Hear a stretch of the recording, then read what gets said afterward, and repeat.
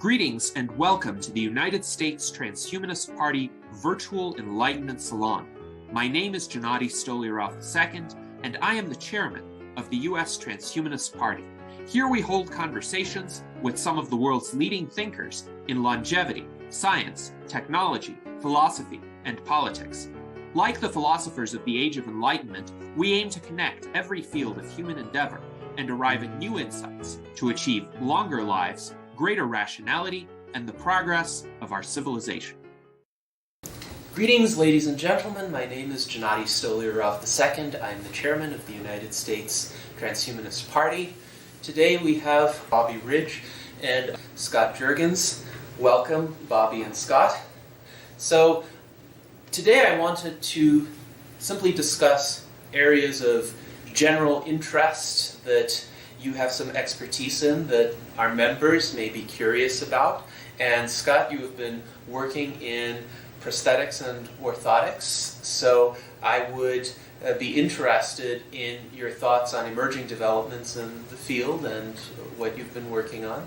Yeah, great. Yeah, definitely. There's been a crazy amount of innovation that's been happening lately. Back in the 70s, for instance, so just to start, for instance, like a prosthetic leg, you have a socket, and if it's an above knee, you would have a knee. If it's below knee, you would just have a pylon. But under the knee, if it was above the knee, you'd have the pylon as well, and then kind of a foot wedge. And back in the 70s, those sockets were made with wood. Even the pylons were wooden as well. So it's uncomfortable. Yeah, and even now, some prosthetists are getting people who have sockets with wood, and they've been using it, for such a long time. And the current use is with carbon fiber material, because it's strong, lightweight. Because it's very tough for amputees to really just even wear current modern prostheses.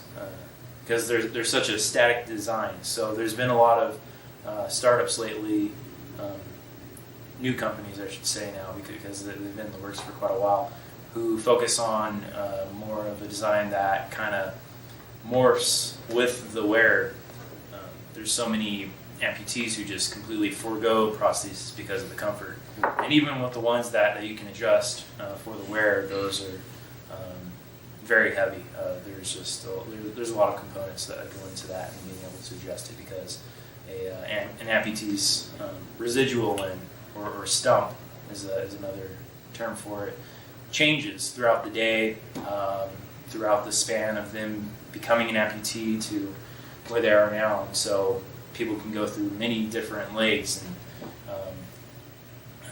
so it's really tough to go forward with that when you're not getting a lot of funding from people who just aren't enjoying the leg. So comfort is a really big is a very big issue with prosthetics and orthotics, and with the advent of 3D printing, as you might have seen in with the Enable Foundation, they've been getting a lot of traction with like the superhero hands. You can see like Iron Man type configurations. Did you get that link I sent you of the MIT professor? Hugh Her? Yeah. Had his legs removed. Yeah. He has such an amazing story. He's the director of the biomechatronics lab at MIT. And did you watch the video that I sent you? Because he had some woman come out. Probably have seen it before. Well, she was dancing. Because that was her passion, and then with the prosthetics, now she can dance again. And it's just like it's something really passionate. We can link it as well. Yeah, that'd be great. Viewers. Yeah. In the description, that'd be great. Yeah, Hugh Her at the biomechatronics lab in the media arts lab at MIT. His main focus is driving innovation, not just toward obviously research and development, but making them scale down into actual consumers, actual amputees, to afford it with their insurance.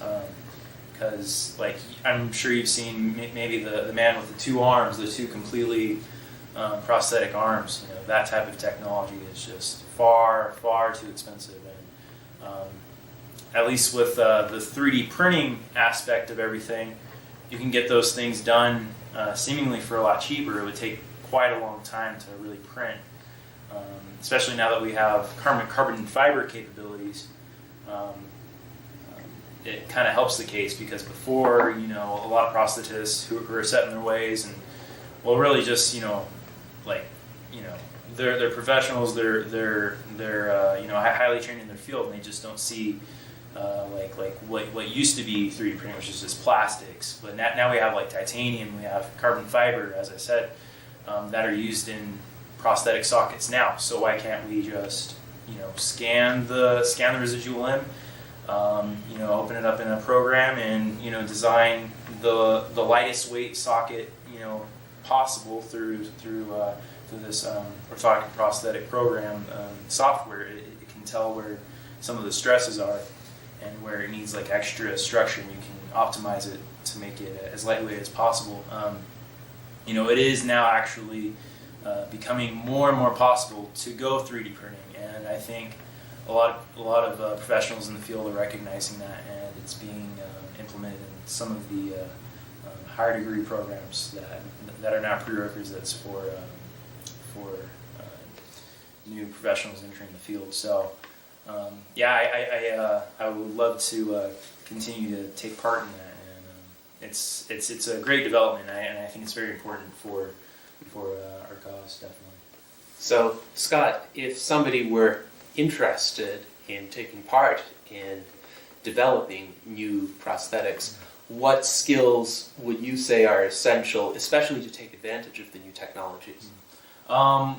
Definitely for the new technologies, you know, learn how to use a 3D printer, learn all the steps to taking care of the 3D printer. 3D modeling is a must-have skill. I believe Autodesk Fusion 360 is one of the most regularly used program for people who design prosthetics in the Enable Foundation community. You can go on thingiverse.org, I believe, or .com. We could link to that as well. And there's already tons of designs up there for free. You can just download, and there's a whole. You can put yourself on a map in the Enable website and just say, hey, you know, I'll print you out an arm if you need one, you know, for you know, relatively small price, you know, in terms of the spool of plastic you'd have to pay for it printed out. But yeah, almost you don't need too much skill, but like to be someone who can truly make a limb, or, you know, just anything that would give the wearer the most comfort, it would be a great idea to learn to just, you know, learn biology, kinesiology, biomechanics, physiology, and just learn how, you know, residual limbs behave, you know, how just how a lot of other disorders kind of like develop throughout someone's lifespan, like CP and clubfoot. And definitely, I would definitely like to see a lot more like 3D printed orthotic devices. I haven't seen too many of those. There's the scoliosis brace, I believe, made by Unique right now. Ethor Bender, they make a scoliosis brace that is 3D printed. So that's the start of orthotic devices. But yeah, it's fairly tough to get that in that area. So that's something to look at as well. But yeah, focus on aesthetics, don't you? Also. Oh yeah. That's a really important part. There's companies that are doing that right now, like Unique, Alleles, and I think Autobach is taking some way into that as well. But yeah, I mean, aesthetics. Yeah, definitely. There's kids who have, you know, like little Lego bases to attach Legos onto, and just, you know, make like dinosaurs on their hand. You know, there's almost endless possibilities with 3D printing that you can design. And you know, knowledge of 3D modeling, 3D software, 3D printing is definitely the foundation of that. How do you feel about people voluntarily removing their limbs and then that's such a augmented prosthetic? I've heard people, say that, definitely. I've heard people like joke about that, but that should be taken care of in the psychological level before. Those people with natural disorder where they want to get their limbs cut off, they have to a lot of times go to other countries. Yeah. The prosthetics are not yet advanced enough for that. That is one of the worst ideas you could have right now. There are Olympic runners and bikers who actually, I think runners actually, who could actually outperform those with biological legs. Well, there was the Blade Runners, right. Pistorius. Yes, I was going to mention Pistorius. Unfortunately, he's now infamous for something else. Right. But Sadly. his prosthetics didn't cause that murder. Yeah. So it's still an admirable technology, and hopefully we'll see it in more runners as well. Hopefully we'll see situations where perhaps the Special Olympics will become the events where records are set, or as the Transhumanist Party platform advocates, we might have a Transhumanist Olympics where people with these super functional prosthetics are able to compete. Right. Yeah. Very exciting. Now, it's also interesting that you discussed the aesthetic dimension of prosthetics, but also the customizability that new technologies would offer in terms of patient comfort. And that, I think, is something that most people don't think about at first when the subject of prosthetics comes up, and that is every amputee is a bit different because of the different injuries or illnesses that brought about the loss of the limb. So with prosthetics, really one size doesn't fit all, and with 3D printing technologies, you have a great deal more variety that can be customized to an individual. Right. Would you say, though, for a professional in the field, that requires really getting to know the particular individual's injury? And their activity level, definitely, yeah. Injury, there's with a lower limb amputation, it's still argued, I think, among orthopedic surgeons whether or not to amputate at the at the knee or transfemorally, because having all the extra bone there is definitely like a huge issue for those amputees. So when they are at the knee, that's almost a whole. That's a challenge in itself as well. And but below knee, has different challenges than above knee, and how it's how it was cut, and how it healed, and how their diet is, and what they're doing to help themselves. And there's so many variables in that. It's just their activity level. What they're doing. Do they have to be up? Do they have to be standing up all day? Do they have to be walking a lot? Do they want to walk more? And how should this, limb compensate for the rest of their gait? Are they leaning more to the right or the left? And you have to adjust the pylon length for that. There's so many variables in prosthetics. So it's I think with 3D printing that would at least allow more comfortable, I guess, fittings, because as 3D scanning gets a little bit better, you can get better detail and better pressure, because a lot of the time when the stumps are made, the plaster casts are done for the stumps, they don't grab every single nook and cranny of that area, and they change, as the plaster is drying, and that creates a lot of issues, and it doesn't always allow all the pressure to be applied at all areas of where the socket is supposed to be applying pressure. So with 3D scanning, that would hopefully cure that issue. Yeah.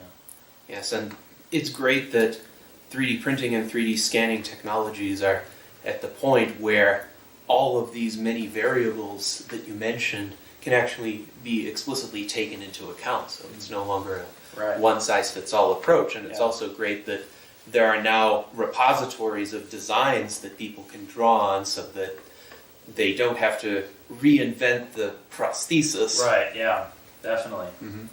Yeah, on the Thingiverse and yeah, there's a lot of great stuff happening, kind of all over the world. There's this wonderful sculpture artist in UK, and she was in a short documentary on the BBC where she kind of like she sculpted an arm from the Metal Gear Solid 5 game, the Phantom Pain, and she made it like according to the man who was picked by that show. And she did a really, really amazing job. And if you go on her website, maybe we can link to that as Yes. well. If you go on her website, you'll just be amazed at what she can do. And yeah, I think just having a prosthesis that looks cool, and being able to like go over that stigma, because that's also a really big issue. Is wearing your prosthesis in public. It's everyone's looking at it, like, and when you have a prosthesis that a lot of times in the past, as I've noticed as a kid, you'll see people with like kind of like limbs stuck in an uncanny valley. If you know what that is, it's like maybe in video games or like even robotics. You look at a face and it's just not human. And you'll see that as well in like prostheses who have these kind of like fake looking skin. So as the companies I mentioned before, they have these skins that are just look completely different, like Iron Man, or just completely blue, or there's more creativity in that as well. Our patients they feel more socially accepted when it's not like human looking. It's more like a robotic looking here. Yeah, I went to a conference recently, and there was a little boy. He was bilateral above knee amputee. He was about like 7 or 8 or so, and he was wearing these covers on his legs. And I noticed at that age, you're still a kid, and that type of disability, it definitely affects them emotionally and socially. But being able to have that kind of extra, fashion, that extra, aesthetic to it really helps them. I think I complimented that kid. I said that cover was so cool. It was amazing. So I can only imagine he gets that all the time, and that builds his confidence in wearing this, and being able to wear that device that just allows him to live nearly an almost normal life, and being able to go around. He's not embarrassed of it. That's a very important part next to comfortability, is just not being embarrassed of this device that allows you to live your life. Absolutely. And the more customizable, the more aesthetic they are, the more interesting things they allow people to do, the more these devices will turn from marks of stigma to marks of interest. Yeah. So, Definitely. Hopefully That's augmentation. what's been happening. So now, Bobby, let's talk a little bit about your interests of study, in particular neuroscience. You and I, prior to this, had a conversation on neuroplasticity. Yeah. And I'd like to hear from you about some of your recent explorations in that. Neuroplasticity, that's actually how I got started in neuroscience and my interest. And I actually hear a lot of people saying that same thing, that neuroplasticity got them interested in neuroscience. I just watched a TEDx of a woman who specializes in the neuroscience of adolescent education, and she said teaching them neuroplasticity is what was a great way of inducing grit and just a passion for learning, ambition, because it tells you that you're not so static, right? That was the previous view of neuroscientists, was you're born with what you have, and they found out that's not the case at all. You have like, I think neurogenesis alone, you get like 300 neurons a day, which is just incredible. That's growing neurons, but neuroplasticity is just like the strengthening of neurons. You have presynaptic or postsynaptic, and I think they know more about postsynaptic. You increase more like neurotransmitters being sent off, or more frequency coding, more like action potentials being set off in the area that you practice in your brain. So yeah, we discussed about that a little bit, and you definitely get like a feel of transhumanism with that, augmenting yourself and not just remaining merely human, but becoming transhuman and post-human. But my main interest, what we talked about earlier, was BCIs, the brain-computer interface. And I'm not an expert, and it requires like extensive research, so I can't really say too much about it. But it's definitely, it's kind of like what you said in one of your videos. Remember, I told you earlier, is one of my favorite quotes of yours, that you said that our species achieving indefinite longevity, that would be the crowning achievement of any species. And I definitely think that's true. And the founder of Kernel, he just put, how much money did he put into it? I think it's $300 million into Kernel. I forgot the exact number, but he put a massive amount of money that he got from Braintree into this BCI company. And the way he articulates it is just like awesome. How it's just this next step in evolution for humans. Imagine having like all of human knowledge like at your fingertips. Maybe like similar to the way we understand arithmetic right now. And it's just like almost impossible to think about, right? Like one person could maybe specialize in like biochemistry and understand like one protein, and they wouldn't even understand it completely, right? Like there's so much they don't understand about why the protein's folding a certain way and in the electrons and whatnot. But imagine if you had all of primary literature at your fingertips, all of economics and all of chemistry and business, and I think it'd probably be similar to the level of intelligence of the chimpanzee to a human right now, maybe even more, but like in the opposite direction, right? So we look back at us and be like, look at us like chimpanzees, and I definitely think that's just gonna. That's when you're truly considered transhuman, and that's what you'd want to do when you're living forever, right? Like, what would you be doing 100, 200 years from now? You'd be reading books, but imagine if you could just download it instantly, and it would just be incredible, I think.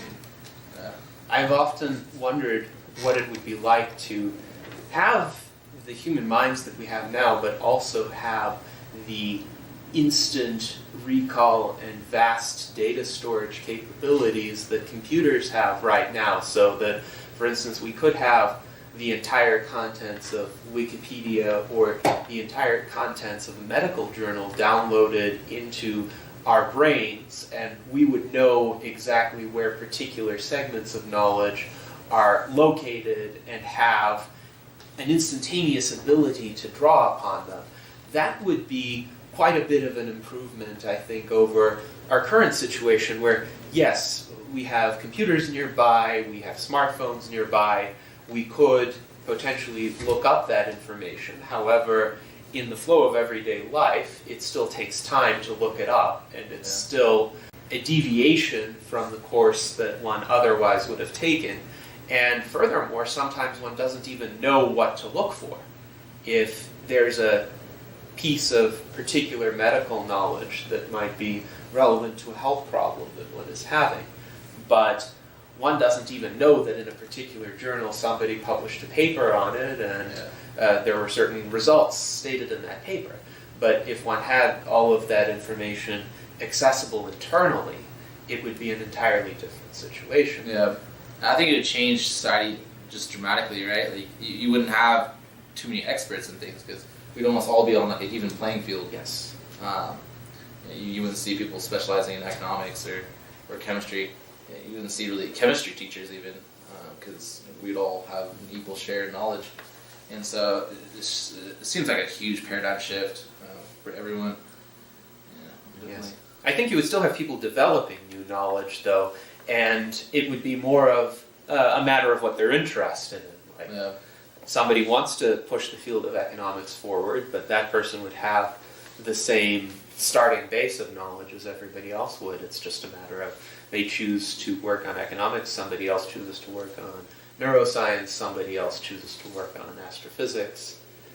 Now, I am also interested With regard to neuroplasticity, do you think that the development of rejuvenation biotechnologies that can help reverse biological senescence might also, as a byproduct, increase neuroplasticity? Because if people are biologically younger, do you think their brains would also be more plastic, more receptive to new information and new skill acquisition? Like if they could stay younger for longer periods of time? Right, like let's say somebody who is chronologically 60 becomes like a biological 20-year-old, and generally speaking, people at 20 are able to acquire certain skills more rapidly, and people as children are able to acquire them even more rapidly than people who are in their middle age or in their senior years. Yeah, that's a really interesting question. I'm not entirely sure. I would presume that their brain would be more able to plasticize if they were kept at a younger age. Yeah, I'm not entirely sure. That's really interesting. I've never really thought about that way. Like their brain realizes, hey, this is a body I'm working with that's, that can go through some things and not ages as much as it was if it was a 60-year-old. Now it has like a 20-year-old type body, right? And so it feeds off that information and kind of rewire. Yeah, that's interesting. I'd love to look more into that and see if that's a possibility. Yeah. And I do think it's an important question to address, because one of the common arguments against life extension, it's not as common as the overpopulation argument or the boredom argument, but those are fairly easily rebutted. This argument discusses the importance of generational renewal, so to speak. And the people who espouse that argument say, well, as people live a long time, they become set in their ways, they become invested in certain worldviews and certain ways of doing things, and if you just had the same people living all the time, then the world would stagnate because there would be a dearth of new ideas and innovation often comes through younger generations rising up and implementing their own thoughts. But then if the response to that is maybe people become set in their ways because their neuroplasticity decreases due to aspects of senescence, if we can reverse senescence, we can give them back that neuroplasticity, so that somebody who has been alive for a long time would still be just as capable of generating transformative new ideas as somebody who is very young. And that way, you don't have to have generations dying off and being replaced. Yeah. I do think that's still an extremely cruel way to have innovation, and I would not make that trade if I were in some sort of cosmic decision-making role. I would rather keep the individuals around and have them do what they want to do. If they want to stick to their old ways, that's their prerogative. That's their... bunch of Amish people. Yes. Almost. And I feel like that'd just be too bad. Hopefully, we can convince people to not want to remain primitive. It's imagine wanting to be a caveman or some ancestor like that. Go back to even bacteria. It's kind of ridiculous, but I just can never see myself doing that. I wonder if that would play well into the concept of hard times breed hard men, and easy times breed weak men. So if we were to have such an easy time with their bodies, if that could decrease innovation over time and just kind of stagnate until it got harder, and then maybe we could go back up. But that's where if maybe there's a point of no return that we reach as humanity, and then that stagnation happens after that point of no return. That seems that's interesting concept.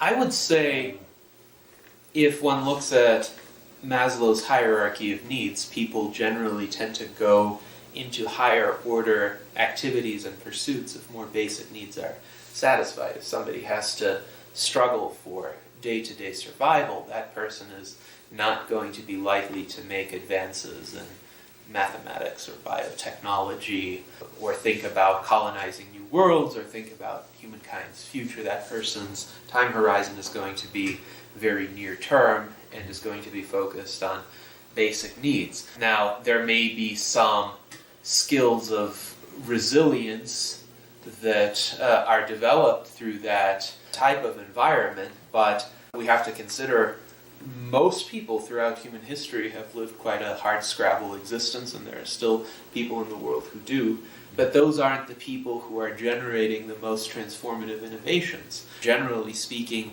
the wealthier a country is, the more prosperous its residents are, the more opportunities there are to become educated, to live lives of relative ease, the more time there is to think about pushing forward the frontiers of progress. So I would generally say more wealth, more comfort, more opportunity are going to help the rate of our advancement. Right.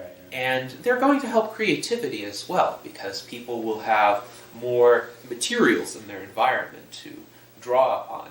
The fact that we live in an age of computers and the internet, where we have a lot of free information accessible, has made all of us aware of a much greater diversity of objects and people and ideas in the world, and we have our own projects that we can essentially incorporate this information into. And I would say that would only continue. Now, I think it is important within that environment for individuals to still be active, to still develop skill sets, to still learn and not become complacent. Right. But I think if learning becomes inherently attractive, appealing in itself, not just because an authority figure says you have to do it, not just because you have to make a living at something, but because the act of creating something as an individual is rewarding in its own right, I think you're going to have continued innovation. And a lot of transhumanists and futurists have been thinking about this in terms of what will happen with automation, not just of physical production, right, but of certain intellectual tasks that humans currently perform. That may result in a change in the paradigm of paid employment as we experience it today. I have argued it wouldn't completely change employment for at least a few decades, because narrow AI still can't automate away human judgment. But it may render some jobs and some professions obsolete. And so, how do we transition a large segment of the population away from just thinking, oh, I have to go somewhere for 8 hours a day and do some set of defined tasks, toward instead being self-directed and having creative projects, maybe having a universal basic income that allows an individual's core needs to be met, and then having the rest of that person's time be devoted toward self-initiated endeavors, which could include starting a business, could include working on art or literature or yes. research. Yes. Yeah. Yes. Now, another question I have for you, Bobby, is what would you characterize the current state of advancement of brain-computer interfaces as being? What can be achieved at the cutting edge right now, and where do you see the near-term potential for future advancements? Right now it seems pretty invasive. I don't think anyone's going to do some sort of invasive surgery, just like send an email. But you do have patients who are like quadriplegic or even with Parkinson's, having these devices implanted in them and helping them tremendously.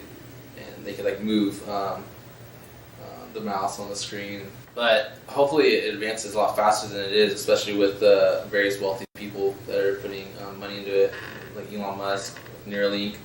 That would be pretty incredible to see. His main issue was combining us with AI, particularly ASI. And it's actually a very convincing argument when you think about it, because you'd have to keep up with them, because they would be able to do all of our jobs.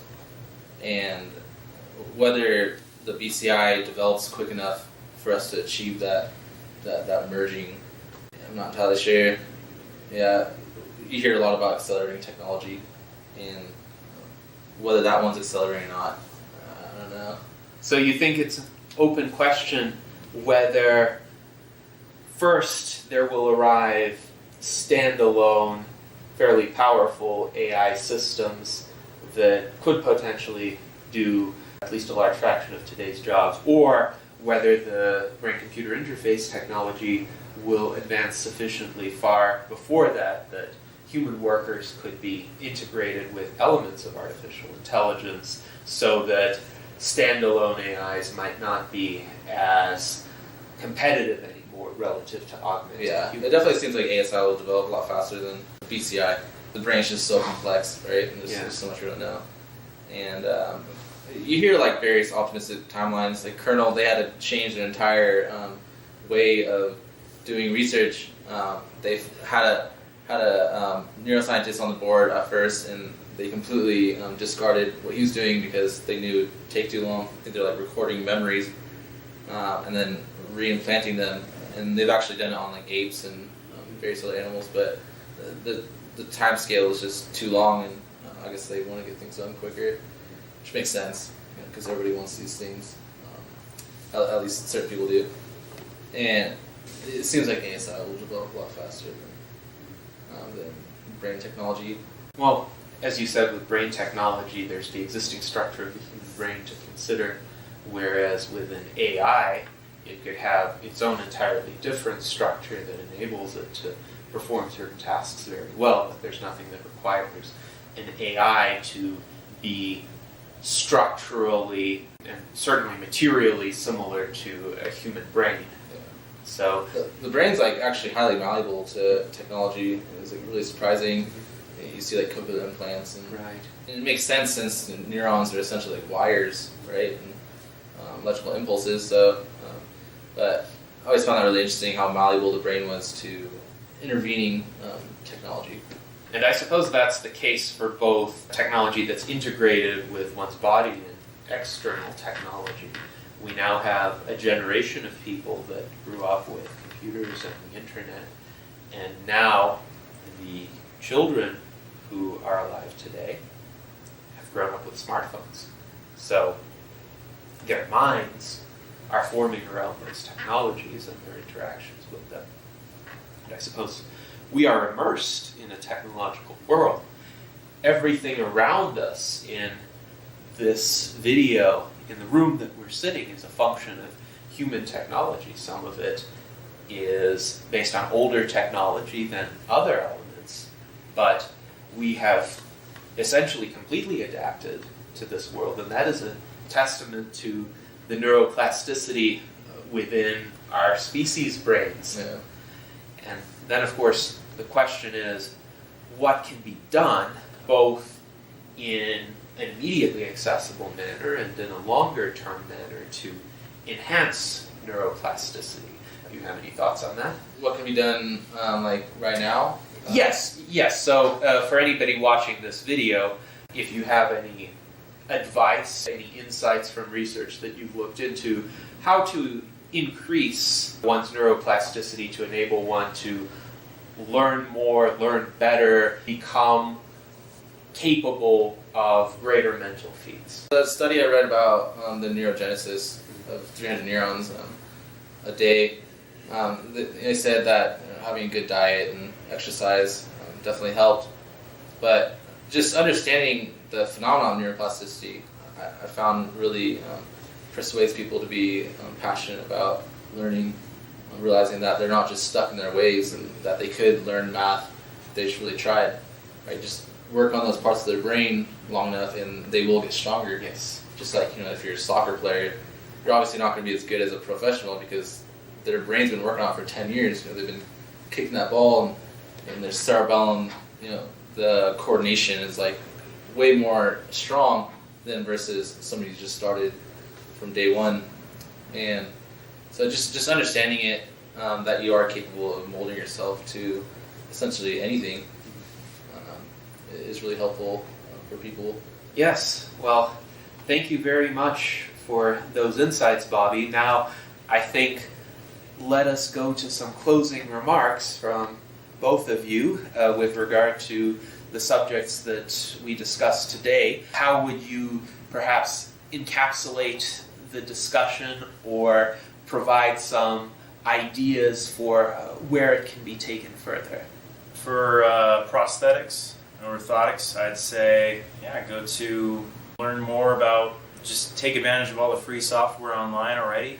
There's so many how-to guides on how to start up your own skills in 3D modeling and 3D printing, and there's tons of how-to guides to learn more about just using all these different electronics to integrate into those.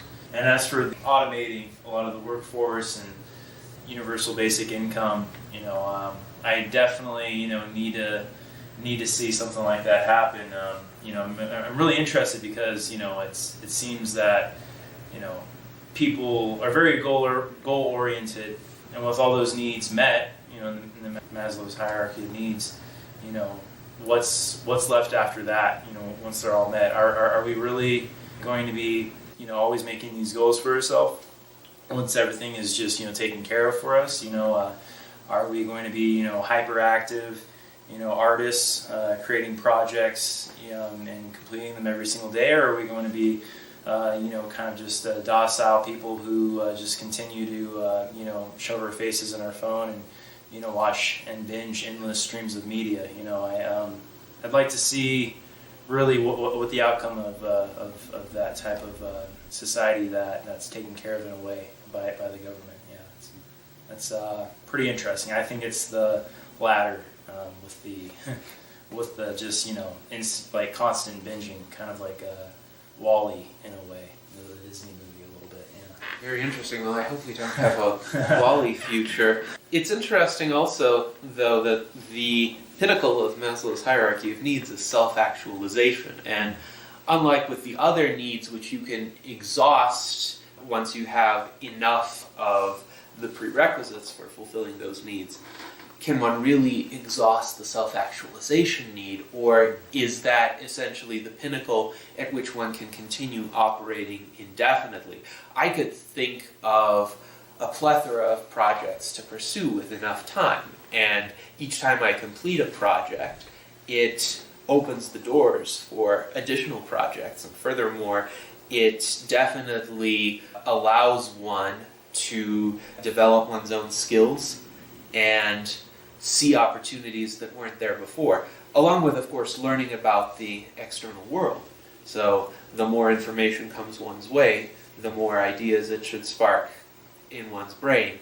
But of course, I do recognize that some people might vegetate on a universal basic income, and individuals do differ.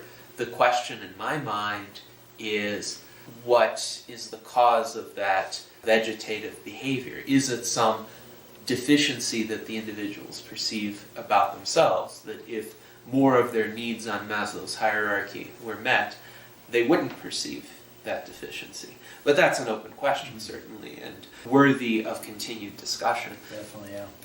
Now, Bobby, what closing statements or ideas would you have regarding anything that we've discussed today? I just think it's so critical that everyone starts talking about this more, what we're discussing about, and transhumanism particularly.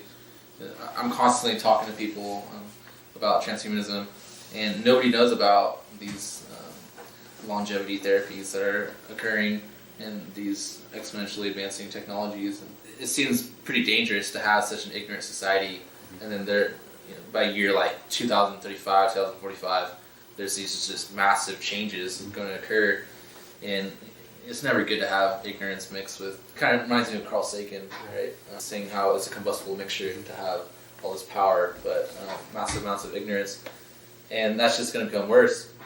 And so I think it's just quintessential that more people know about this and contemplate it and figure out how to make sure this almost utopic future works out, because there's certainly epochs that we'll face that can lead to our extermination, even.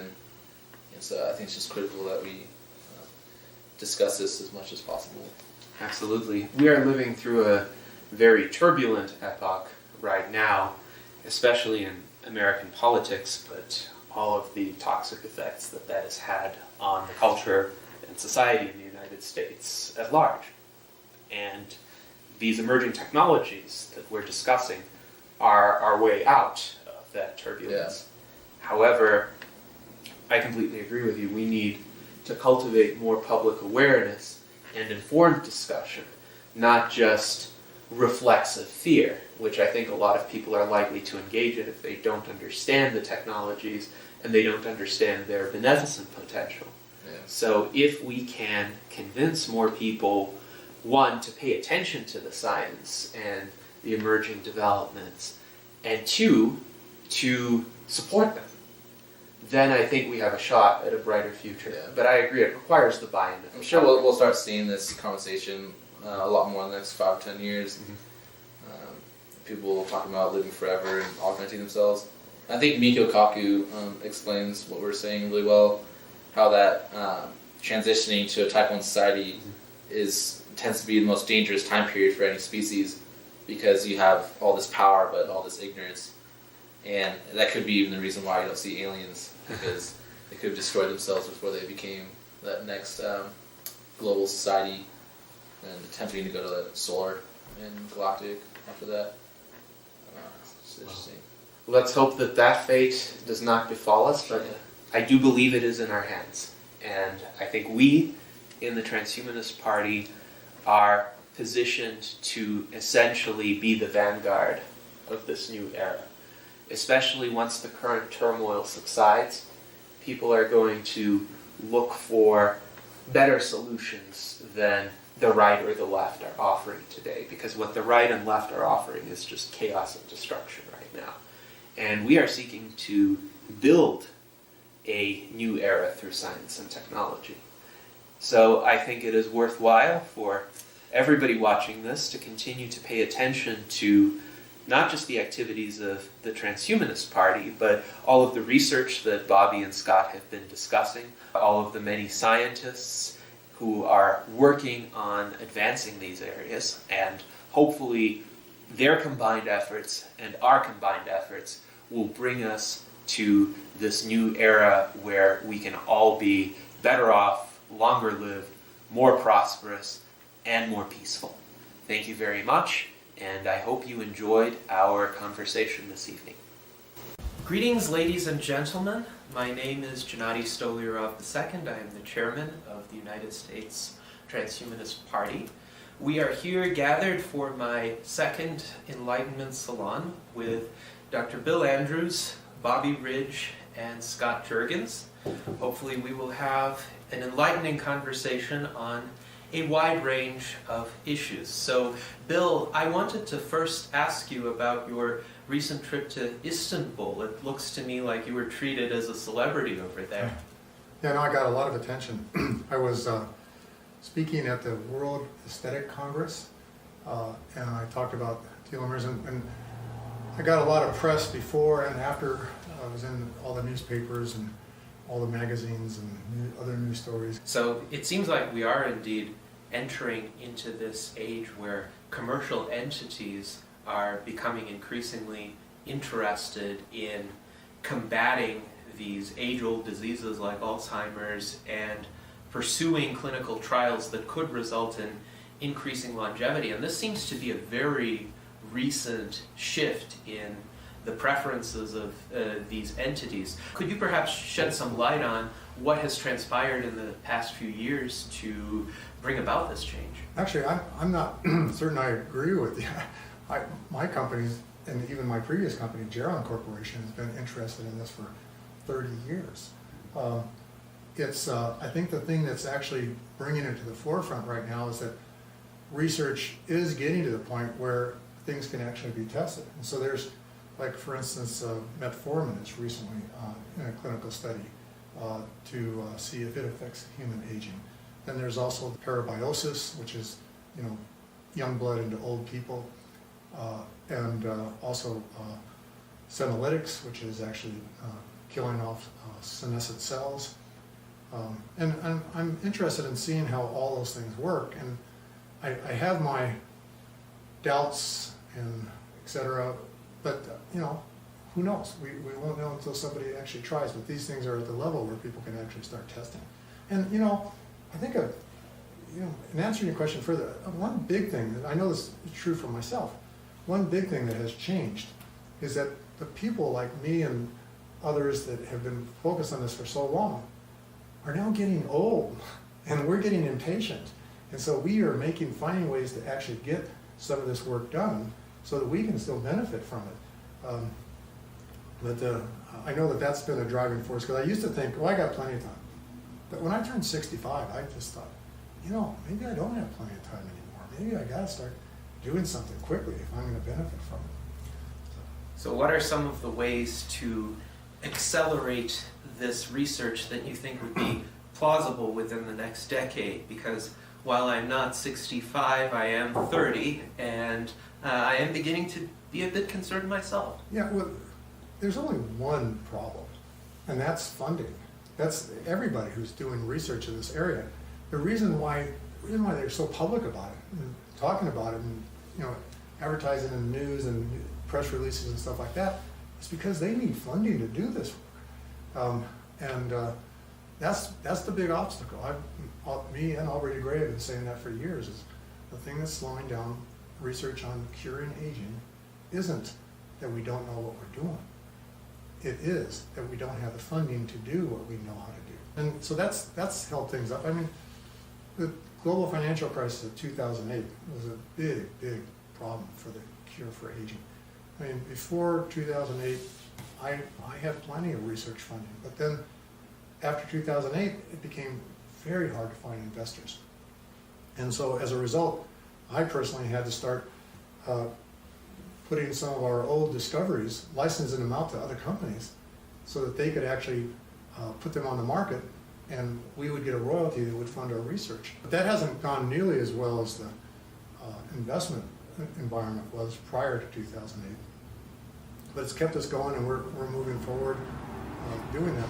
But really, we're still, even though we are bringing in funding, it helps keep us alive, it's not enough to do all the research that we're doing, that we need to do. So I think this is a question for everybody. What can be done to increase public support so that the funding for life extension research would be forthcoming? Because there is a lot of public enthusiasm for curing particular diseases. I participated in 2 running races in Reno earlier this year. One was the heart and stroke run that raised awareness for diseases of the heart as well as stroke, and then the other was the Race for the Cure that is sponsored by the Susan G. Komen Foundation, focused on breast cancer. So those 2 sets of illnesses have a tremendous constituency of individuals who have been affected by them, whose relatives have been affected by them, and they're very passionate about fighting those diseases and raising funds. But biological aging or senescence affects all of us, and we all know people who have succumbed to them. So the first question would be how to get people as passionate about that as they are about heart disease or stroke or breast cancer. And the second question is, what would be some of the principal obstacles that you see to raising that awareness from which funding would be forthcoming? I think great events like Bill and you participate in are like RadFest, doing events like that should be a great way of publicizing this. And I have a feeling that in the next 5-10 years, this will be just a huge phenomenon. People won't be able to, it'll just be in everyone's face because the advancements in science and technology will just be so large. It's self-driving cars and... No, I said that 30 years ago. Yeah. 5 years from now, everything will be changed, but it hasn't. Yeah, but you see things like with stem cells and organ transplants. I see this convergence of all these different areas. But yeah, that would be really too bad to not see much of a change. Definitely more government assistance would be definitely helpful. You see how much the handful of billionaires and millionaires that have participated in this, and just imagine all the money the government has and how much they can really accelerate this. I think the big problem with why anti-aging research isn't as well funded as cancer research and heart disease research is the large number of charlatans in the field of anti-aging. And that's what we've got to find, some way to eliminate the charlatans, because that gives the whole field of anti-aging a perception. People's perception of it is that it's not real.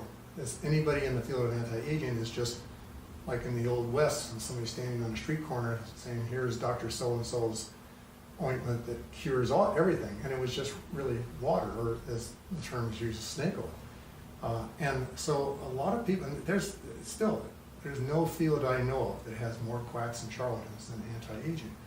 So I think that's why a lot of people are leery about actually doing something, investing in stuff like that. So getting rid of those charlatans, I think, would, and actually getting some really good data where we actually do reverse aging will waken people up to the fact that it can be done. Because right now I think they think it's just science fiction, and everybody who says it can be done is just a charlatan.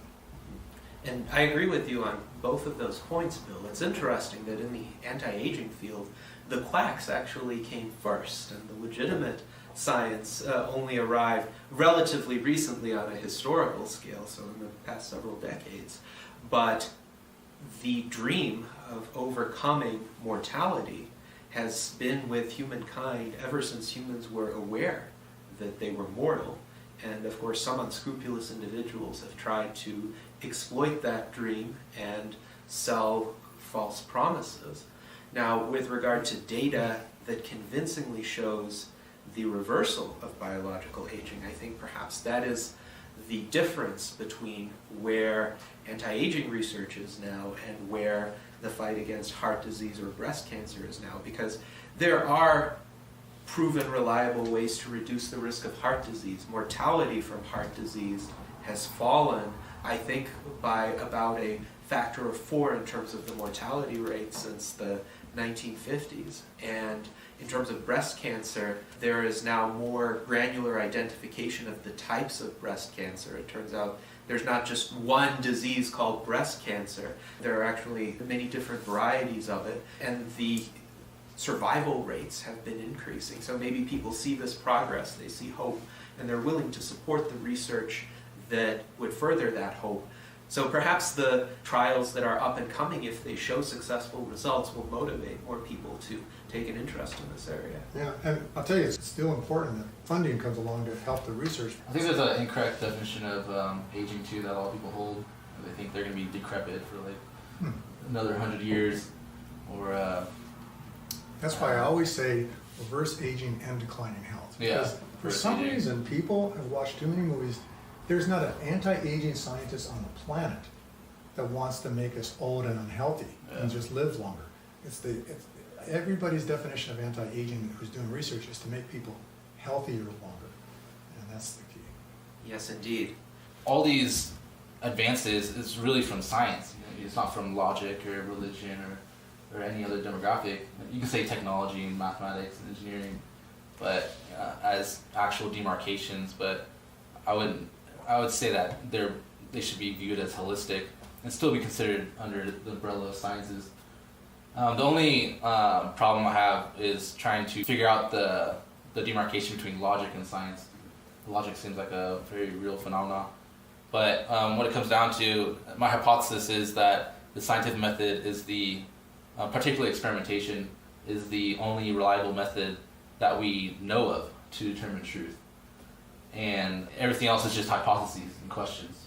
And experimentation is the only way to really determine whether the hypothesis is correct or not, or falsified or failed to be falsified. So in terms of the role of logic, it would seem to me that logic is an integral component of the scientific process, because even if you have, say, an empirical observation that gives you data that might establish certain facts of reality, you would need to use deductive logic to arrive at other insights from that data. So wouldn't you say that science is inextricably connected with logic, just as it's inextricably connected with mathematics? Because mathematics provides the tools to analyze the empirical observation. Yeah, and it's connected, and that would be a lot better for me. And just imagine if we have such a handful of scientists, researchers and developers. Just imagine if it was tripled, we would be accelerating much faster than we are now. Just look at the history of science in the last 400 years, and we've advanced so much. And we could have advanced way more if there wasn't so many hindrances, so many people oppressing science or just not practicing it in general. So you raise an interesting set of questions, though, about the bottlenecks to scientific advancement, because in prior eras there were a lot of dogmas and a lot of efforts to persecute scientists who simply tried to achieve an accurate understanding of the natural world. If we look back at what happened to Giordano Bruno, who was burnt at the stake, or Galileo, who was... Lucky we weren't born then. Yes, indeed. Who was forced to recant his views about a heliocentric solar system in order to preserve his life. And Copernicus, who didn't publish his views about the heliocentric solar system until his death because he knew what sort of response that would elicit. We've gone from that to an environment where we have largely free speech and we are able to discuss scientific ideas without fear of persecution. There are large research institutions that perform science largely in accord with the scientific method. And yet there are still certain bottlenecks, and those bottlenecks, I think, do affect the rate of progress. I wonder if you could comment on what you think the predominant obstacles in our time would be. So I think science needs to be an integral part of society, and can politicians really deny uncontroversial scientific results? Who aren't scientists, who haven't read the literature, are we allowed to deny the law of gravity? It seems to be something that we just cannot deny unless you have evidence against it, which is still science. A lot of scientists will say, like, it isn't absolute truth because it's always up for questioning, but that's still science that you're still using science to. So it's not really an argument against science. I just think that we really need society to be more conscious of how to conduct experimentation and read papers that are published, and I think that would help out tremendously. Scott, if you could discuss recent developments in prosthetics and orthotics. Sure, there's, especially with like larger industrial size 3D printing capability to print sockets for a lot of patients is becoming more and more possibility, but not for a while until it's a bit quicker to print out these sockets. Could we do it? But there's a company that offers carbon fiber spools to use to print out these sockets for these prosthetic devices, and that's huge because that's such a great lightweight material, and it's used now for prosthetic sockets. And the reason for 3D printing is a great option for prosthesis production is the fact that 3D scanning picks up on every nuance and landmark in a patient's residual, in an amputee's residual limb. And I read that the way, at least the ones printed with I believe SLS plastic provide a certain amount of like roughness to the socket that kind of helps with at least how the socket grabs onto the limb, and how it kind of communicates with the liner that goes in between the limb and the socket.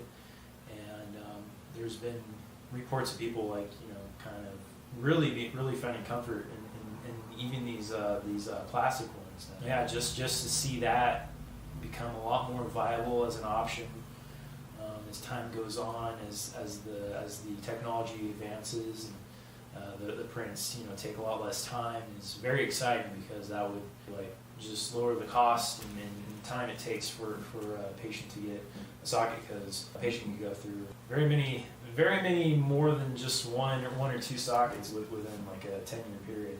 So the ability to just print it out, and hopefully not too many years down the road, print it out quickly, is very valuable. It's a great development so far, the carbon fiber printed sockets. Yes, that sounds like a great development that could greatly enhance patient comfort and the versatility with which these sockets are produced. Thank you for sharing that, Scott. Thank you. So, Scott was telling us about recent advances in the creation of sockets for prosthetic recipients, and this is one field of technology where I think the promise of transhumanism is beginning to be realized very quickly. And likewise, if we can combine advances in biotechnology and medicine with advances in prosthetics, artificial limbs, other augmentations, perhaps brain augmentations, then we could have an entirely different paradigm of the human experience where we are no longer bound by conditions that have historically been considered an inextricable part of human nature. But for instance, if our lifespans could become open-ended and youthful, if losing a limb no longer renders one confined to a sedentary lifestyle, if the human mind can become much more versatile, that, I think, would be the greatest convergence of advances in human history. So I wonder if any of you have any comments about that. Let's start with you, Bobby. With BCIs? Brain-computer interfaces would certainly be a part of that. Yeah, I heard a really great TEDx about BCIs. You always hear people talking about how like we're gonna be gods and super advanced like technological beings. And it looks like it sounds exciting, but you never really know how plausible it is, and how long that would take. But yeah, I'm all for connecting my brain to the computer as long as it works out. There's no like enslavement of mankind or something. And no technical glitches as well. Because Yeah. I still experience sporadic internet outages, or in parts of northern Nevada, a lack of connectivity. And I think if we have situations where human organs or human capabilities are connected to a network like that, that network had better be ultra reliable and have many redundancies built in. And I think advances in infrastructure are another area where we need to make rapid progress to make that happen. And you see like people that they already have people that can use machines and grab onto things, and, or even monkeys can grab onto food and feed themselves or drive themselves around on like a wheelchair that's connected to their brain. Or they transferred like memories from two mices.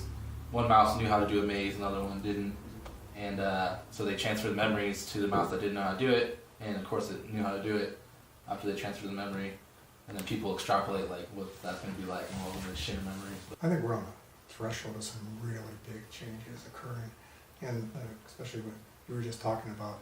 I do see prosthetics playing a really big role, because a lot of the some stuff we're going to want to do with our brains are going to be sending signals to our limbs and stuff like that to be faster, better, stronger, and we're going to have prosthetics that are actually going to have computers inside them that are going to be doing things.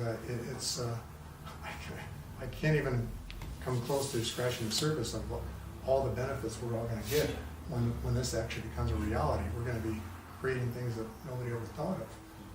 But I can't wait for us to get to that point. Yes, it'll be the next great era of our civilization. Scott, what are your thoughts on this convergence of technologies? Yeah, I mean, in terms of computers and the limbs, that's already happening. That's already very widespread. The company Autobot has their sea leg. They have their sea leg, their knees.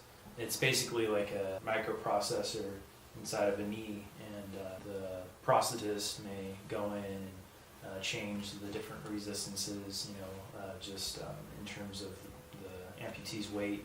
That decides, the amount of kickback it gives to help complete the gait cycle. So yeah, we're already seeing we're already seeing that there. And in terms of that really popular article about the man with the two myoelectrically controlled arms is pretty wild as well. I was just at a amputee coalition conference back in August, and I played around with the prosthetic hand, and it's just very interesting how they have it programmed. And it was basically had just a few electrodes. Was it connected to you? Yeah, just connected to me, and just like in terms of how I moved my hand, right, left. It made a grasp. Just different types of behaviors that help people eat or pick things up. So already that's exciting. There's just so much more to develop in that, like a lot more nuanced movements. I think it's going to be a fantastic new thing for amputees. But I think the big market's not going to be the amputees. It's going to be the people that have normal limbs and legs and arms that want enhancements. Yeah. That's, I think, where the prosthetics is going to really take over. Yeah. In the orthotic device industry, there's Exobionics. They're based in Richmond, and I think already right now they have the exoskeleton that allows some paraplegic patients to actually walk. Yeah. And there's been a lot of talk about warehouse, just general people who work in warehouses or anything that requires repetitive use and lifting. There's been talks about exoskeletons being used for them as well. So yeah, I mean, in terms of non-invasive procedures like having someone chop off their arm for better use, I think that's a bit extreme, at least from now on. But yeah, exoskeletons are pretty present and quite in the near future. I can't see myself ever cutting off my arm so I can put a better arm on it, but I can see the exoskeleton approach is pretty wonderful. Yes, I think I'm quite conservative with regard to my own organism in the sense that my default preference is I would rather avoid doing harm, so I wouldn't do an elective replacement. However, I would happily pursue a functional prosthetic if one of my actual limbs became damaged in some way, and furthermore, for some sort of add-on augmentation, like an exoskeleton or some sort of modular device that could be attached to a limb to improve its capabilities, like improve how much weight it could lift. I would certainly be more than willing to try those kinds of advances. Yeah. So thank you very much for that overview, Scott, and I think relating to a point you made previously, Bobby, this is why it's so important to get people interested in science and the scientific method, because the scientific method ultimately brings about these technological advancements that can dramatically alter our experience of life and the possibilities that come with it. So with that, Bill, Bobby, Scott, thank you very much for a most enlightening conversation today. I hope our viewers enjoyed it as well, and please look into the United States Transhumanist Party, because we continually discuss the promise of emerging technologies as well as how to implement them in a manner that benefits as many people as possible. Thank you very much. Thank you. Thank you. Greetings, ladies and gentlemen, and welcome to the third Enlightenment Salon. My name is Gennady Stolyarov II. I am the chairman of the United States Transhumanist Party, and with me today I am honored to have Bill Andrews, Dr. Bill Andrews, world-famous telomere biologist of Sierra Sciences, Mihoko Sakido, author and entrepreneur, and Bobby Ridge. Welcome, everyone. I definitely see the transhumanist movement getting a lot larger. Just like honestly, just a year ago, you go on Facebook and Instagram and YouTube, and it was so hard to find a transhumanist or a transhumanist organization, some sort of nonprofit, or just looking at data analytics. The word transhumanism has just shot up, and because people are figuring it out how revolutionary this is and how real it is. And so I discussed various pharmaceuticals like Metformin, gene therapies, stem cell therapies like MSCs, organ transplants is just doing incredible right now. It seems like artificial intelligence, blockchain, renewable energy, etc. There's just this huge movement. You can just see it happening. Affecting public opinion to get people to recognize that significant life extension is possible and that it is possible for people alive today is crucial. And along these lines, Bobby, it seems that your experience has suggested that more people are at least becoming aware of these fields of endeavor and are becoming interested.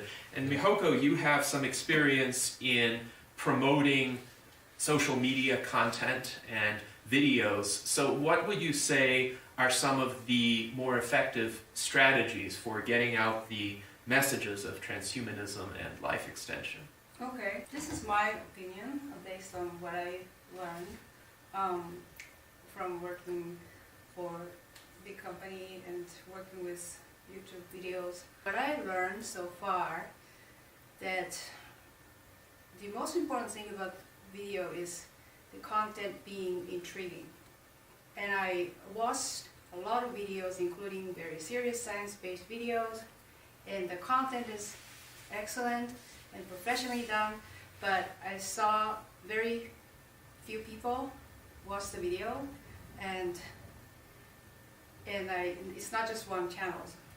Like some scientists have channels and they don't have a large subscribers, and whereas other channels that are more entertainment based, they have large audience.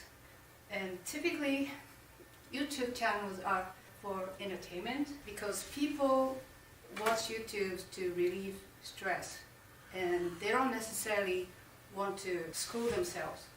I mean, it would be great if you can entertain yourself and learn something useful to improve your life. But if it's too serious, it's not the best for YouTube channels, maybe for something else.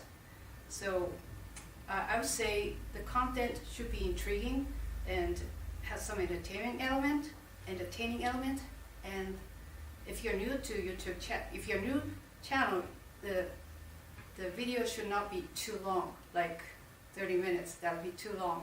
If you're already established channel, you already have a sizable audience, you can have longer videos, but I recommend starting with a video that's less than 10 minutes. I would say 3 to 6 minutes is a sweet spot. And lastly, how well the video is made, like how much money you put in the production is not the most important thing. However, the video should be relatively professionally done. You learned most of the stuff from working at Google doing this, is that right? Yeah. I watched like 1,000 video per week. Wow.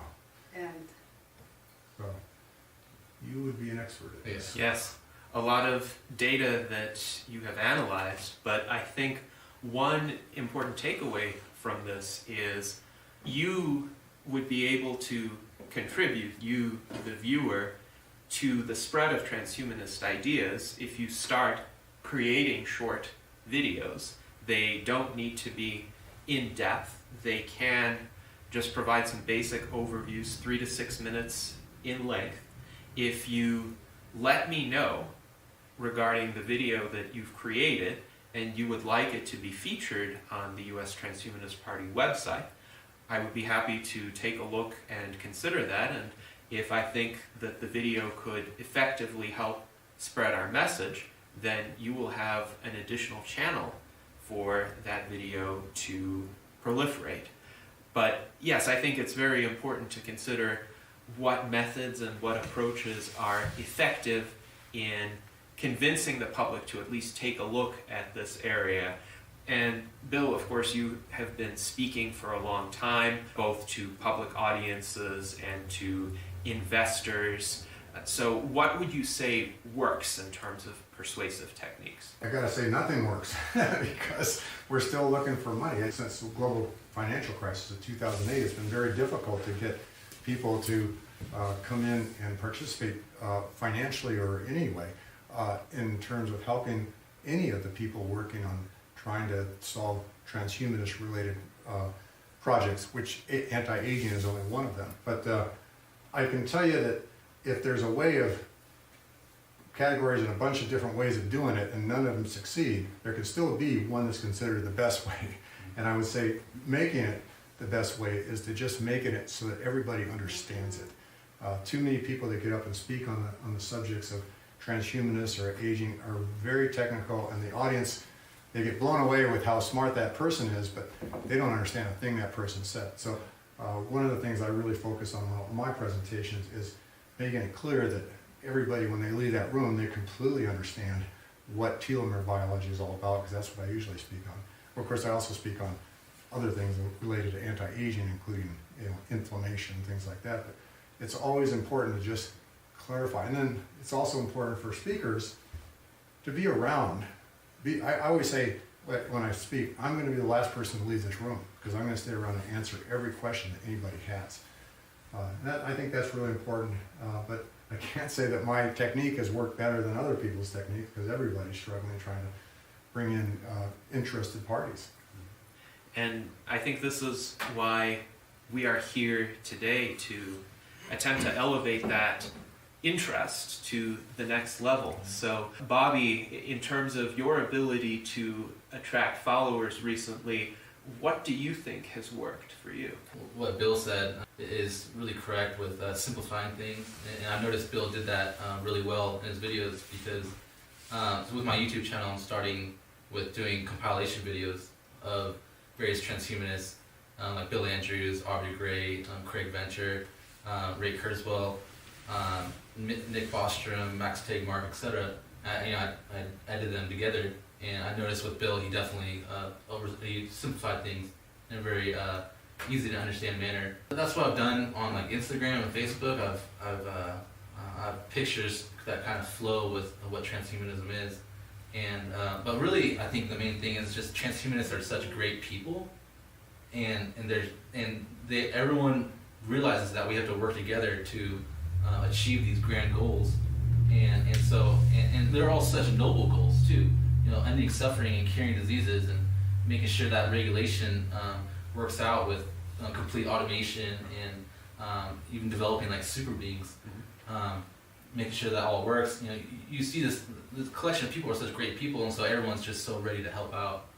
And so I think it's just that's kind of what mainly helps. The community is such great people, and so everyone just helps so much. Mm-hmm.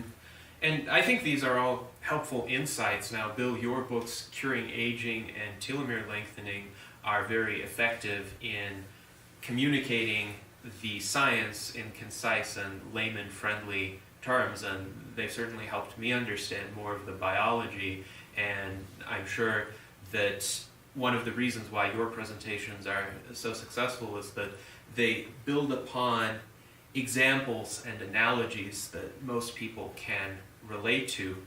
And likewise, having a supportive community is important. I think one of the key pleas that I would have for the transhumanist and life extensionist movement internally is to recognize that we are all on the same side and we are trying to reach the same goal, and there are many opportunities for collaboration or working in parallel and recognizing the merits of one another's efforts. So this is one way the Transhumanist Party is seeking to unite the movement, by being a hub where people can come in with their ideas, get some more exposure, communicate with other like-minded thinkers who may have slightly different methods or avenues of study, but ultimately want to see a lot of the same fundamental transformations to the world. So I think definitely all of the insights that have been communicated here should be kept in mind by those seeking to advance our cause. Now, one other aspect of advancing our cause, of course, is being around to witness these transformations. It's not going to happen overnight. It's not going to happen overnight. We've got to stay healthy long enough to be able to be around when these things happen. Mahoko was somebody who can talk a lot about that. Yes, absolutely. And you've done some research into long-lived populations in Okinawa and in various regions of Japan. So what insights did you glean from looking at these individuals? I was always interested in the longest living people and their habits. So I looked at not just Okinawan people, but of course the people, Okinawan people came up while I was researching. And one of the things I learned is that the Okinawan people live long because of the soil, and also the lifestyle. And the soil is rich in mineral from the coral leaf, and so anything that grows on the soil has a lot of mineral in it. And so the minerals are different from vitamins. Minerals are like our skeleton. It builds our frame. That's how I understood it. And so the people who have strong body, have the strong body tend to live long, and it's because their body is built on this, mineral-rich food. And so the Okinawan people eat a lot of seaweed, and contrary to our belief, they eat a lot of meat. Actually, they consume a lot more meat than the people in the mainland Japan. I don't know how many more times, but significantly more, a larger amount of meat, and they eat a lot of pork. And the pork is different from what we eat here in the United States. I would say it's a lot healthier in the pork. The pigs eat the food grown on the soil. So,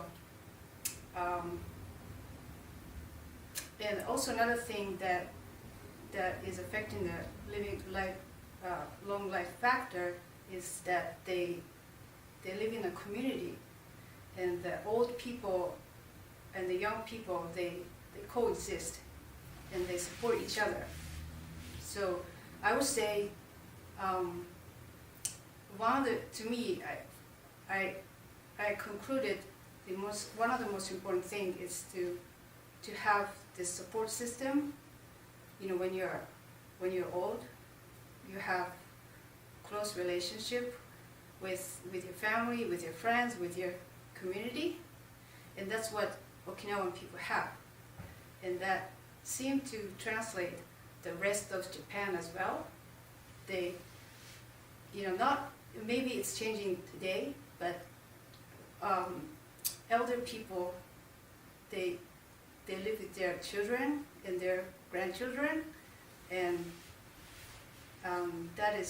that's different from what I see here in the United States. As far as diet, they eat much less, right, than American people. So lower calorie, and again, Japanese people eat more seaweed than American people. So again, seaweed has iodine and sea minerals, and I'm not sure this is what I observed, and a lot of people might disagree. Soy products, essentially fermented soy products, is what I see that might have something to do with long living. I believe soy is good. I take lots of It's soy. because another Asian country that followed closely to Japan as the longest living country is Asian. It's some region of China, and not necessarily because they have they're economically advanced country, but I just imagine what would be the common ground for Japan and this Asian country.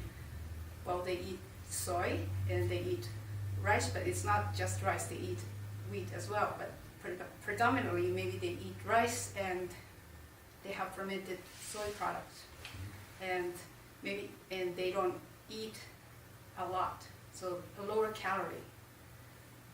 And I'm not sure if low fat is the biggest factor, but I could say Japanese diet is tend to be lower in fat, because a lot of things don't even use oil in it. It's just simmered or boiled, and some foods are deep fried, but overall it's low in fat.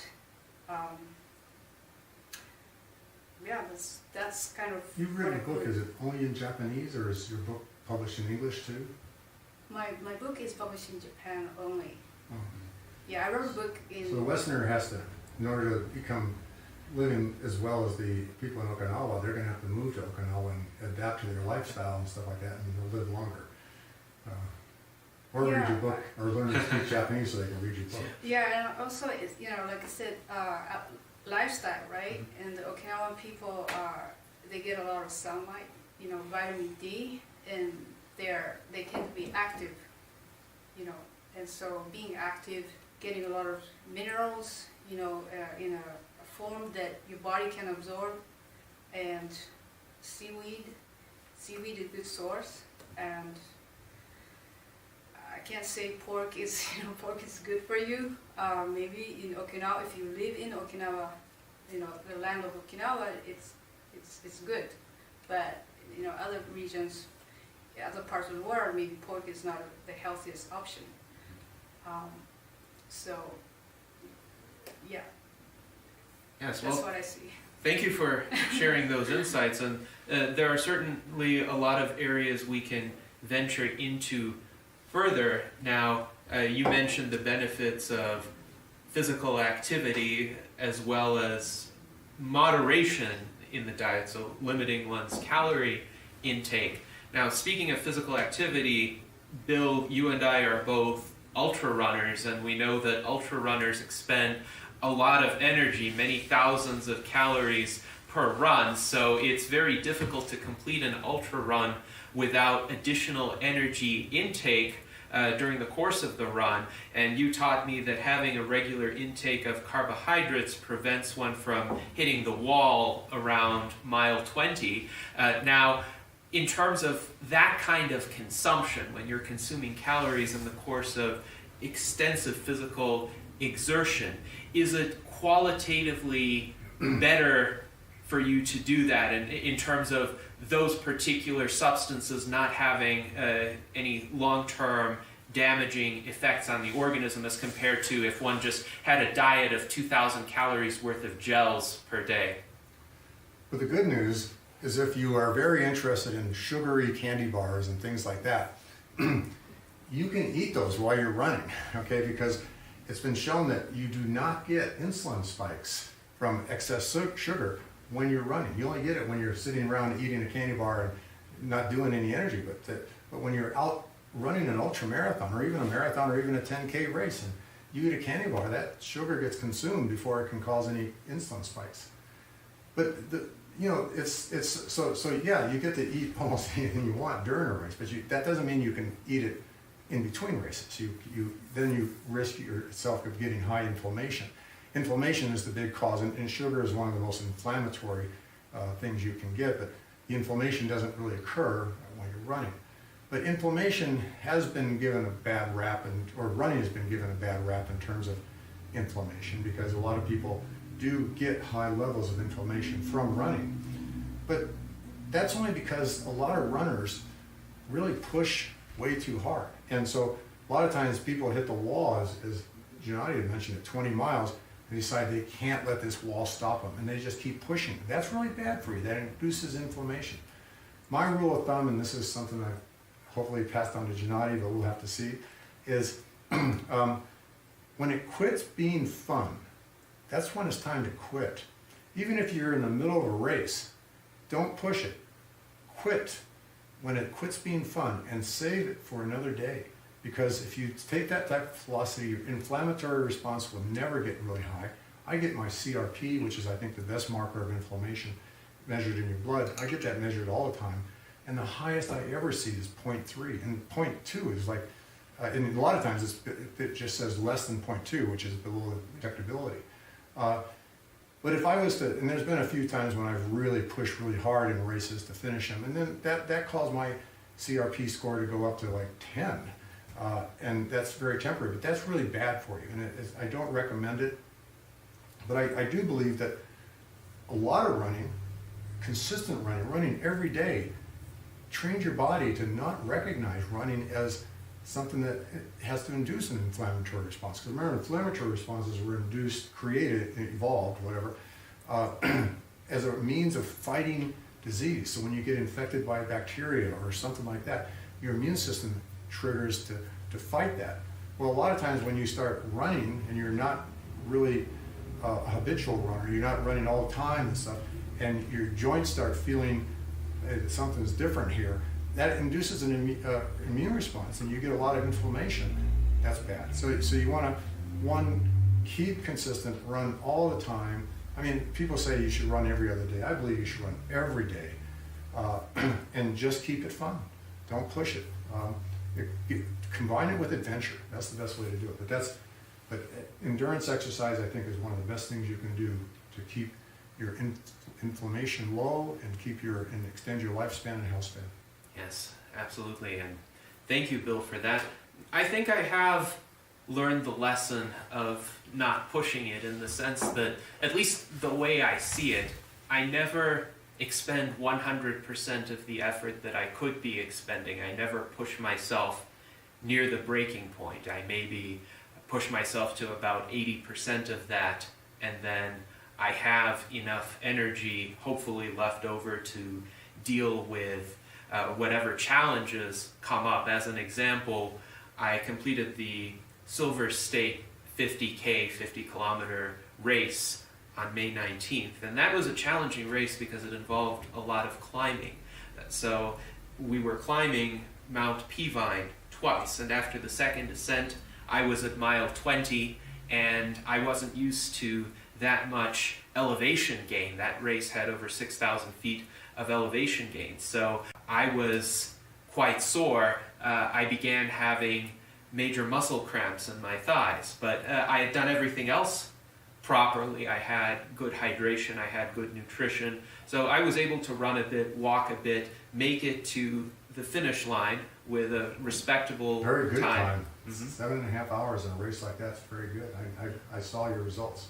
The problem probably for the cramps would be your electrolytes were too low. Okay, and I don't know what you're doing for electrolytes, but in the races, anything longer than like 20 miles, you need to be taking electrolytes, especially if you're drinking a lot of water. The water dilutes your sodium and potassium and magnesium down, and especially the sodium and potassium can cause cramps in your legs and stuff like that. But just supplementing with an electrolyte based on how much water you're drinking is a way to solve that problem. Yes, absolutely, and I will definitely keep that in mind for future races. Two very generous individuals along the way back gave me 2 salt tablets that I think helped carry me through that. But I returned, and I didn't have major adverse effects, a couple of days of recovery, and now I'm back running long distances. The coconut water would be good next time because it has electrolyte in it. Mm-hmm. Yes, indeed. So, in terms of advice for healthy living, what would you say makes it more difficult for people to lead a healthy lifestyle? Well, if you leave it up to your motivation or when you are in the mood for it, you will fail. So the best way to start a healthy diet is to create a plan, day-to-day plan. So from morning to night, until you go to sleep. So you literally write down what you would consume first in the morning, what you would consume for lunch, and what you consume for dinner. And you can create a schedule from Monday to Friday. And basically you will just, once you create a plan, you will acquire the ingredients or the materials, and you have all the things ready. So it's not going to be left up to when you're extremely hungry or when you have your motivation. It's already there, and so you mechanically start. When you wake up, you already have your food or things ready. You will mechanically start it, and you stick to it, right? Throughout the day, you already know what you're gonna eat for lunch, what you're gonna eat for dinner. This is good for beginners, and this is how I succeeded when I had to overcome curing my eczema, because I was addicted to sugar. So in order to eliminate all those food that I was addicted to, I had to plan ahead. So planning ahead and having food and material ready, all in your fridge, is going to help a lot. And so that's my number one advice. And don't count on your motivation. You should be motivated to create the plan and go out and get the materials and food items, and then just start doing it. Now, that's going to be easy for single people, but in couples, where one person is responsible for grocery shopping, cooking, and things like that. How does the other person solve the issue that she was talking about? Okay, if you have a partner, you have a family member, you're living together, you're obviously gonna have to communicate with them what you're gonna do, and they will support you because they love you, right? So if someone else is gonna shop for you, you will give them the list of things that you need, and you will create your own plan from morning to night, 7 days a week, and you create a plan for, initially you say to yourself, I'm gonna stick to this for a whole week or 2 weeks. And when you have this frame, it's easy to stick to it, as opposed to you vaguely start telling yourself, I'm gonna do better, I'm gonna eat healthier starting tomorrow without any plan. You're bound to fail. I experienced that, and the only way I succeeded was when I had a plan. I agree with everything you're saying. I just found it, even though in a couple relationship, you can communicate and stuff like that, it's still a lot easier, and this is what I chose to do. Mm-hmm. I now do all my own grocery shopping, and I Right. do all my own cooking. I know exactly what I'm going to eat every meal for days on end, because Right. I buy them all. I'm at the grocery store buying them at the time. And it's a really great way. It's so much easier to not cheat in between meals and stuff like that, because you know what your meal schedule is. It works for me. Yes, if you're on like a restricted diet to deal with some, ailments, for example, you're doing it for a specific reason, you need to stick to it. And it's best that you do your own shopping, and because if you rely on another person, you're kind of burdening the stress of getting the right thing or wrong thing, so it's best that you do it yourself. And then plan ahead, write it down in a little notebook, and remind yourself, in the morning. And that's And another point is that everybody's different. Yeah. And I recommend getting blood work actually to actually identify which foods you're sensitive to and which you aren't sensitive. And the best measure of sensitivity is the induction of inflammation. If foods induce inflammation in your blood, don't eat them.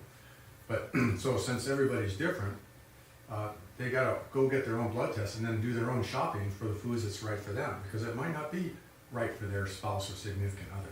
Yeah. And so there's, so I think this whole idea, I think the future of great health is gonna be everybody's gonna be doing all their own shopping and cooking. So, like personalized medicine, we're going to have personalized Exactly. dieting, Yeah.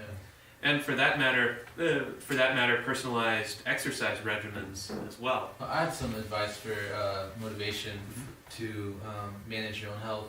I've noticed that just knowing that indefinite longevity is a real possibility now, and understanding the evidence as much as possible, doing as much of your own research, and seeing that mice's lifespans are extending by 20 to 30% in various gene therapies, and seeing artificial intelligence tackle different diseases and diagnosing them better than whole panels of Stanford doctors, and the evidence just goes on. And I think just knowing that there's that possibility, I've convinced a bunch of my friends and shown them the evidence, and with myself also, and I've noticed that it's just a huge motivator.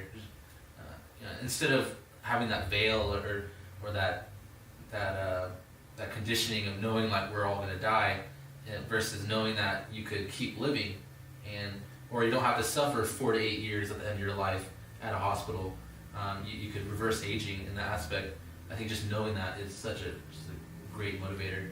Yes, absolutely. And if indefinite longevity is going to arrive in a few decades, then it matters whether one lengthens one's life expectancy through current techniques by another 10 years, because that could mean the difference between making that cutoff between the arrival of longevity, escape velocity, and being one of the last people not to benefit from these life-extending treatments. Mihoko, you also communicated some important thoughts about the power of habit, the fact that we can't be hyper-motivated at all times, and we need something that works for us when we aren't motivated, when we're just in our routine modes of living. It reminds me of a statement by Alfred North Whitehead, who was a philosopher in the late 19th and early 20th centuries. And I'm going to paraphrase here, but he said, essentially, the progress of civilization depends on maximizing the number of things we can do without thinking about them. He compared operations of thought to cavalry charges in a battle back when cavalry was used. They should be few in number, but used with particular effect to achieve the goals. Because we do, unfortunately, because of our biological limitations, have limited mental capacity. So we can only keep a few things in our minds at the same time, and life is becoming increasingly complicated. We have technology to assist us, but we also have our habits and routines to assist us, and those should be as conducive to healthy living as possible. So, speaking of healthy living, Bill, what are some of your thoughts on Metformin, which seems to be a substance that is fairly accessible? It's prescribed to diabetic patients today. It has relatively few side effects, and a lot of people have been talking about its benefits. Well, I've been taking Metformin for over 10 years now. When the data first came out, Metformin was originally developed for diabetics. But after a few years of patients being on Metformin, they started noticing that the diabetics on Metformin were having a lower incidence of cancer than the patients that weren't on Metformin. And well, so somebody thought maybe this has something to do with diabetes or something like that. So they did a Metformin study on non-diabetics. And they found that the non-diabetics that were on Metformin also had a lower incidence of cancer than the non-diabetics that weren't on Metformin. Well, when I read that study, and believe me, when I read a study, I interrogate it tremendously to make certain I believe everything they're saying. When I read that study, and I thought it was a very good study, I started taking Metformin that day. And I've been taking it now for 10 years. I think it's mostly a way to decrease your risk of cancer. And now it's being touted as possibly being an anti-aging therapeutic. I know that it has a lot of similarities with rapamycin. Rapamycin, and Metformin is often called an analog of rapamycin. But rapamycin works mostly by suppressing the immune system at various levels, and actually not just suppressing the immune system, but inducing a component of the immune system called the regulatory T cells, and there's also regulatory B cells, but that's getting too technical. It promotes these cells that actually help suppress the immune system. It's how our body learns to not attack every cell in our body because of these cells called T regulatory cells and B regulatory cells. And rapamycin induces those, and metformin probably does the same thing. So there's a lot of benefits. Just simply being an anti-cancer therapeutic all by itself will make it something to extend lifespan and health span. But I believe that metformin and rapamycin are providing more than just those. And unfortunately, rapamycin has side effects that metformin does not. So I highly recommend metformin. Now, if somebody who is not a diabetic patient wants to get access to metformin, what would you recommend as a possibility for doing that? Convince a physician that this has general health extending benefits? I just went into my doctor and I said, hey, I want metformin. He said, but you're not a diabetic. And I said, so what? I want metformin. He gave me metformin. He's been prescribing it now for me for 10 years. Nice. Yes, well, hopefully we can all find sympathetic physicians that. I think showing them the papers. I mean, anybody, I don't care who you are, everybody should be able to learn how to go to what's called PubMed, P-U-B-M-E-D, which is Publications in Medicine. And you can get the full study, even if you can't read the study. Just the title and the abstract will tell you enough to show to your doctor. Okay, and when the doctor sees that metformin is actually an anti-cancer therapeutic, even for non-diabetics, that's all the doctor needs. Doctors don't want to prevent you from being healthy. They just want to make certain that you're not being led around by some charlatan. Mm-hmm. And the best way to prevent that is to give your doctor a copy of a PubMed scientifically peer-reviewed study. Yes.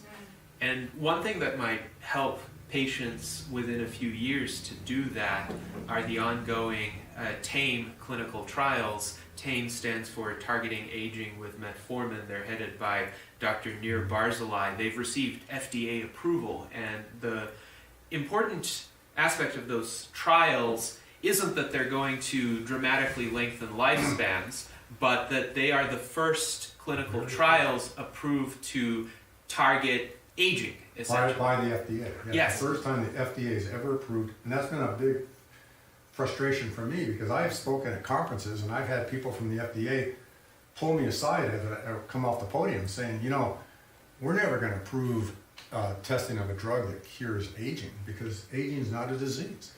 And so it's been pretty frustrating, but I'm excited that they actually finally approved a drug, clinical study, that was designed to cure aging, and that's metformin. Yes, absolutely. So we are, I think, all looking forward to the results of those trials, and furthermore, hopefully that approval will become a precedent. More generally, I think it's crucial for aging to become classified as a disease so that further clinical trials can have an easier path toward approval, and probably the first country that does that is going to see a major influx in investment and biomedical scientists and companies wanting to locate there. But this also speaks to the importance of political advocacy through various channels, through the regulatory system as well as through legislation, through creating policy proposals, through advocating to international bodies. The Life Extension Advocacy Foundation and the International Longevity Alliance have been doing great work advocating before the World Health Organization to get them to recognize aging and the problems faced by elderly people as crucial concerns to address. So there is progress being made on multiple fronts. But again, I think for us as individuals, we need to pursue a two-pronged strategy. One of the prongs is advocacy for these advancements to be pursued and recognized politically, and the other prong is personal, to try to extend our longevity to the greatest extent possible. And I will mention one more that people can take before we conclude. In fact, you can do this today, and that is to become a member of the U.S. Transhumanist Party. You can do that for free. Go to transhumanist-party.org. There is a link at the top called Membership. You can sign up via an electronic form. It is extremely quick and easy to fill out. There are absolutely no strings attached. You provide very minimal information: your name, your email address, the jurisdiction where you're located, and whether or not you agree with our 3 core ideals.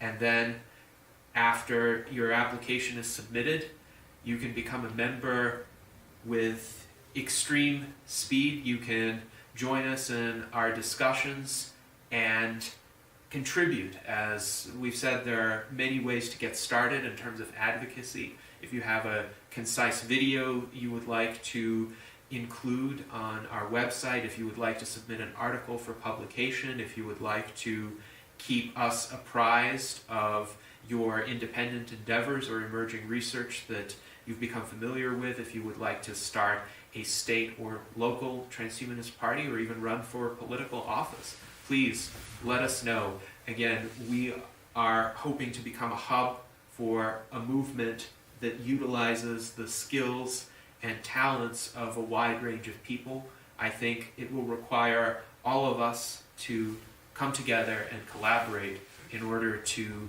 achieve the reversal of biological aging and the next great phase of our civilization. So thank you everyone for being here today. This has been an excellent conversation, and we hope to have many more. Thank you. Thank you.